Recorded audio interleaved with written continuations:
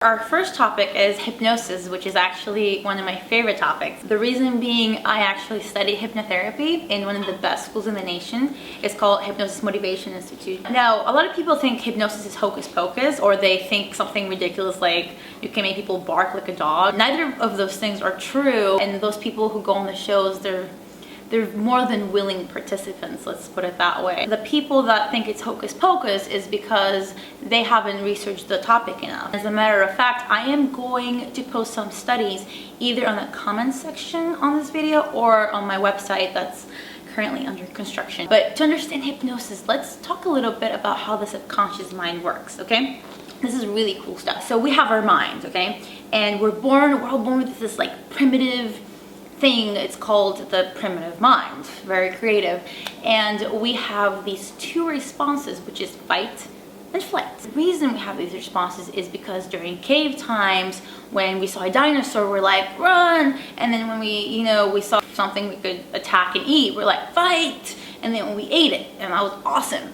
But in today's society, we most of the time don't need to do that, and that has translated into depression or escape, when you go on a vacation, or when you're depressed, or when you're really stressed out. That's the fight-flight mode, like translated in modern times.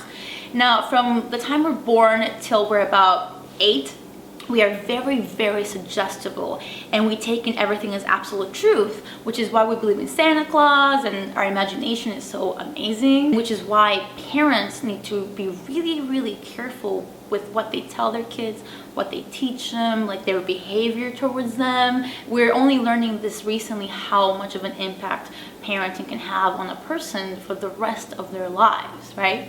And that's the time we start forming what we call the subconscious mind, or the subconscious programming, which is unfortunately 88% of our minds, which is really crazy if you think about it. We do that by associating, identifying, and responding. Right? We see something, we mimic it, or how kids are. Around the time we're 8 and 9, we start forming what we call our conscious mind, which is our logic, our reasoning, our decision making, our willpower, the one that never works when you want it to. Like me, I'm trying to quit chocolate. I've been trying to for quite a bit. I should do hypnotherapy actually, but anyways, where was I? Oh yeah, conscious mind. So you have the conscious mind, and that's our logic, right? Around the same time, we start forming what we call critical mind. And the critical mind is this little line, like this little gatekeeper between the conscious and the subconscious mind, that filters all the information that goes into the subconscious mind in order to protect it. So it's not a bad thing, it just wants to protect us, so we don't believe anything anyone says and are not affected by everything, right? But that can have also a bad effect with us, not being able to make the changes we want.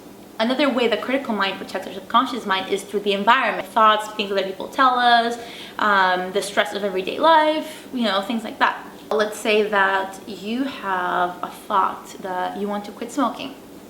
And you've been smoking for, let's say, 15 years, right?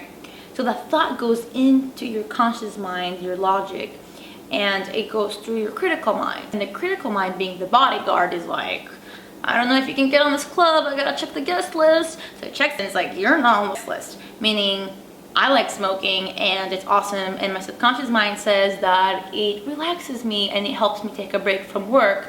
So, no. It kicks the thought right out, right? What happens in hypnosis is we have our critical mind go in abeyance.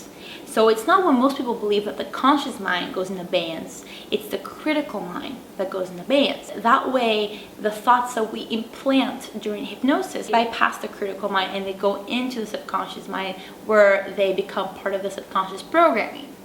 Having said that, however, hypnosis is not a magic cure. You still need repetition, you need to be dedicated, you need to be willing, because hypnosis is all about me helping you, or somebody, whoever hypnotherapist helping you help yourself. You have to be willing to accept these changes for them to happen.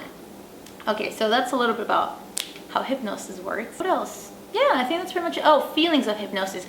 Depending on your suggestibility, which we will talk in later videos, because suggestibility is an awesome thing. You can have very intense physical feelings or not so much. People who are of a certain suggestibility, which is called the physical, we'll talk about that in another lecture, get easily aroused. Like they will have tingling sensations, they will feel like they're floating, they'll notice their physiological changes, breathing getting deeper. The ones that are called the emotionals have less of that feeling of physicality.